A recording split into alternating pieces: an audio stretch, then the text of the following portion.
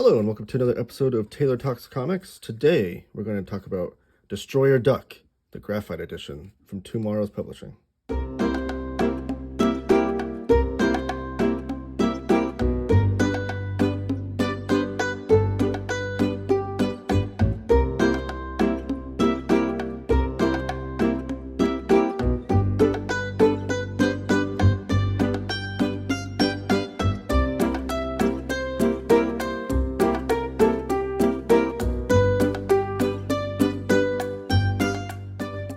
Alright, so this is that just came out. This is a nice little hardcover from TwoMorrows Publishing.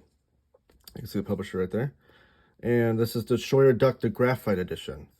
This collects the first 5 issues of Destroyer Duck, which were done by Jack Kirby and Steve Gerber. Here's the back of the book. You can see the 5 issues right there. Steve Gerber up there, Jack Kirby down there. And Destroyer Duck was a really interesting series. And I'll talk to you about that in a second, but I wanted to show off little cool pieces of the book itself. TwoMorrows Publishing does a lot of historical comic kind of documents and books. They're famous for like their Jack Kirby Collector and Alter Ego magazine, but they also put out some books sometimes for special occasions.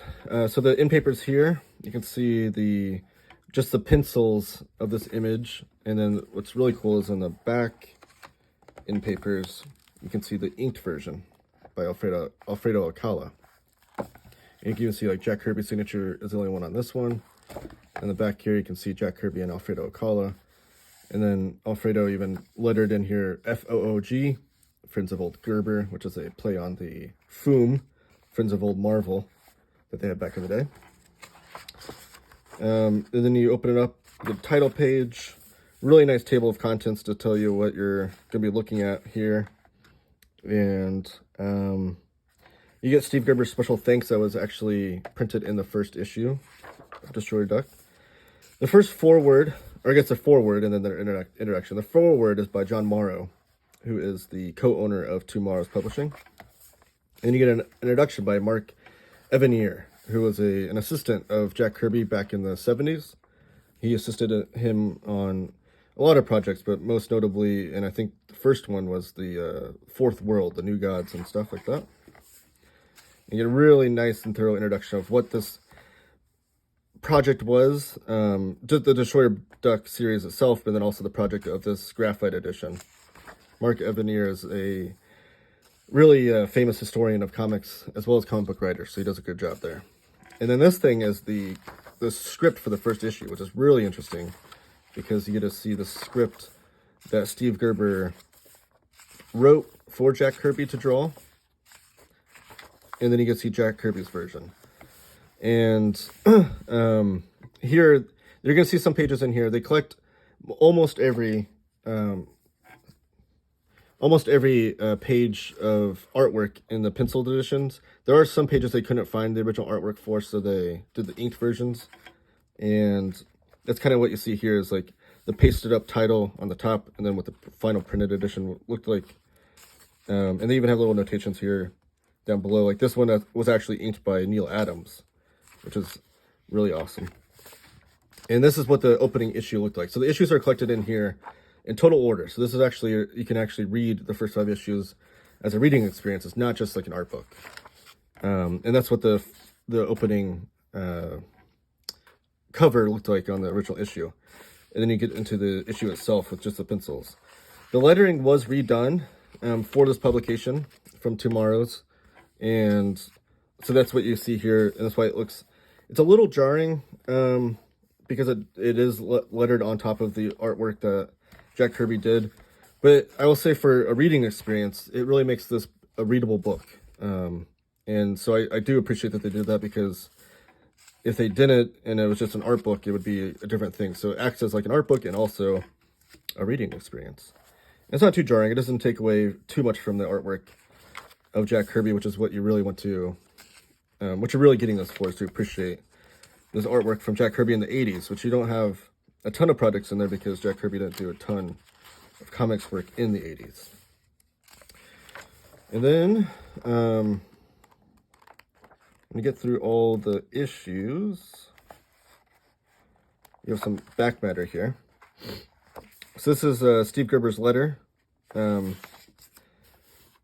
Eclipse Comics to try to get Dean Malini to publish it. And here's some more pencil artwork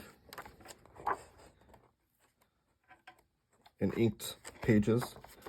And then back here at the end, you have an afterword by Buzz Dixon, where he talks about some more of this project and what made it special. And then a little catalog for some more of the TwoMorrows publications, with a focus on Kirby and some of those. So what Destroyer Duck is a project from Steve Gerber when he was. I'm going to flip through some more pages as I talk about this. He was in a lawsuit with Marvel over the rights of Howard the Duck. Steve Gerber co-created Howard the Duck, and he felt like he should have some sort of ownership stake in the character to be able to take the character wherever he wanted, or just have some royalties anytime that Marvel used the character, that he would get some money for. And that's obviously an ongoing discussion and lawsuit with a lot of these big two comics, and who owns what and who should own what from each character that they create or co-create or what have you. But so as Gerber was in this lawsuit, and this is all kind of explained in the introduction by Mark Evanier, it was draining his money. He wasn't able to take on the monster that was Marvel in a major lawsuit like that. So he had to come up with a way to raise money, and that's where Destroyer Duck comes in.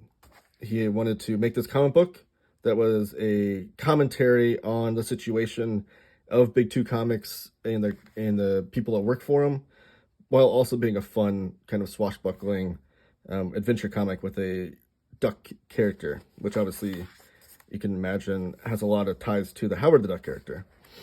So he came up with the idea to do this story, and he approached Jack Kirby for the project, and he was like so nervous to approach Jack Kirby. Here's one of the inked pages. So they didn't have the original art for this one.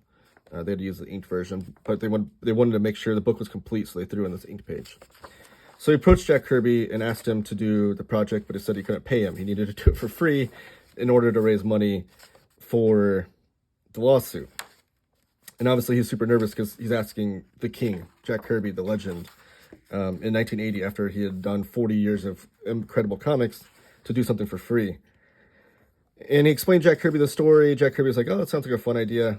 And also, the caveat here was that Jack Kirby himself was in some lawsuits and issues with Marvel over the ownership rights of his characters, but also trying to get his original art back. So as a way to stick it to Marvel, Kirby's like, yeah, let's do this. So they did 5 issues, and it's just a really great meta commentary on the comic book industry, kind of a ugly, like showing the ugly sides of comic book industry and what it does to everybody. And the acronym that they came up with was GOD. Grab it all, own it all, drain it all. So GOD. And that works as like a double entendre for this book, because the whole point of that was that it was grab it all, own it all, drain it all, is what that Marvel or DC or these big corporations do to the creators. They grab the creator, they own everything they make, and then they drain them of any sort of life or energy or excitement that they have. And it kind of sucks the life out of the artist, if you will. But it works as a double entendre here because they drain it all. It's literally just the graphite edition, just the pencils. You don't see the coloring, you don't see the inks. They drain out everything else so you can just appreciate the Jack Kirby artwork. I don't have any of the Destroyer Duck issues to show off as a comparison. I do want to get them now, and maybe I'll do a comparison video later because it is interesting. Especially one of the things that the introduction by John Morrow says, there are 3 things that Jack Kirby didn't draw well: Spider-Man, Superman's chest emblem, and duck beaks. So the duck beaks were something that I guess Kirby, I don't know if he ever was open about how he struggled with them, or people were just kind of like hush-hush about it, saying like, yeah, maybe we should redraw those. So they had, but even in the credits though, in the first issue, who was it that, I forget who it was. They credit somebody as like the beak, the beak consultant. So Steve Laiola was the original colorist and beak consultant. So Steve Laiola was the one that kind of went in and redrew all the beaks. So the cool thing about this book is they're going to see the original Jack Kirby beaks. If you get those original issues, you'll see the redone duck beaks and anything else that was touched up. And it'd be kind of cool to compare the colored and inked editions by Alfredo Calla to these Jack Kirby pencils. But it is really a wonder to see Jack Kirby's pencils on something that's more comedic and cartoony. That's not something that he dabbled in a lot. He did romance comics, horror comics, crime, war, and superhero comics, but comedic, kind of silly animal comics was not something he dabbled in quite a lot. So it's kind of interesting to see that too. A really cool book and a really fascinating like historical document of the comic book industry. And I highly recommend it for any Jack Kirby fans or Steve Gerber fans. I did see that TwoMorrows has I think it's Comic Book Creator magazine is doing a Steve Gerber issue later this year, which I'll definitely be picking up because Steve Gerber is one of my favorite comic book writers ever. So having one of my favorite comic book writers ever with my all-time favorite comic book artist on this project, it was a no-brainer for me to buy this. And I love comic book history and that kind of thing too. So if you're like me and enjoy any of those things, then you definitely want to pick this up. Destroyer Duck by TwoMorrows Publishing. Thank you guys for watching the video. Make sure you give the video a thumbs up. Comment down below your favorite Steve Gerber or Jack Kirby projects or things that you would like to see maybe done in the same edition. Maybe there's some short limited series you'd like to see get a graphite edition from TwoMorrows Publishing. Yeah, just leave all those comments down below and subscribe if you haven't already. And the best thing you could do is to share this video or share my content on your social media. That'd be a great way to support me, and it's free. So thank you for that, and I hope you have a great day.